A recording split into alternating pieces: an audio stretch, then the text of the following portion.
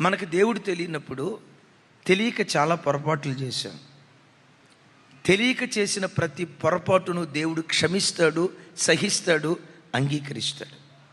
ఇప్పుడు మనం దేవుని దగ్గరికి వచ్చిన తర్వాత ఈ పరిశుద్ధ గ్రంథాన్ని మన చేతులకు అప్పగించి, ఇదిగో ఇలా బ్రతకటం నా చిత్తం, ఇలా బ్రతకటం నా చిత్తం కాదు, వాక్యం ద్వారా ప్రతిరోజు దేవుడు నీతో మాట్లాడుతూ ఉంటే దేవుని చిత్తం ఏంటో తెలిసి ఆయన చిత్తానుసారంగా బ్రతికేవా, నువ్వు ధన్యుడు అవుతావు. దేవుని చిత్తం ఏంటో తెలిసి కూడా తెలిసి నువ్వు తప్పు చేసావా, దెబ్బతింటావు. జాగ్రత్త. దేవుని బిడ్డలు అన్యులను వివాహం చేసుకోకూడదు, ఇది దేవుని చిత్తమని నీకు తెలుసు. వెలుగుకు చీకటికి పొందెక్కడా? దేవుని ఆలయానికి విగ్రహాలతో సాంగత్యం ఎక్కడ?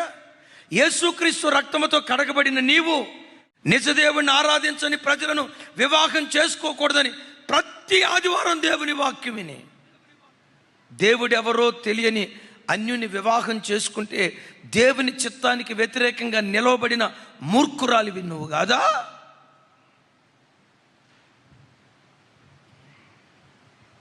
వడ్డీ వ్యాపారం దేవుని చిత్తం కాదని నీకు తెలుసు. తెలిసినా అదే వడ్డీ వ్యాపారం వైపు నువ్వు వెళ్తా ఉన్నావంటే తెలిసి తప్పు చేసే మూర్ఖుడువు నువ్వు కాదా? ఈ దేహం దేవుడిచ్చిన ఆలయం, ఈ దేవాలయాన్ని కాపాడుకోవాలని దేవుడు అన్నాడు. గంజాయితో, మత్తు పదార్థాలతో, మాదక ద్రవ్యాలతో దేవుడిచ్చిన ఆలయాన్ని తెలిసి నువ్వు పాడు చేసుకుంటున్నావంటే నేనంట ఆ మూర్ఖుడువు నువ్వు కాదా? మోహపు చూపు దైవ చిత్తానికి వ్యతిరేకం అని నీకు తెలుసు, అయినా ఆ మోహపు చూపు వైపు నువ్వు వెళ్తున్నావంటే ఆ మూర్ఖుడువు నువ్వు కాదా? అయిలారా, తెలియక తప్పు చేసిన వాడికి ఒక దెబ్బే తగులుతుంది.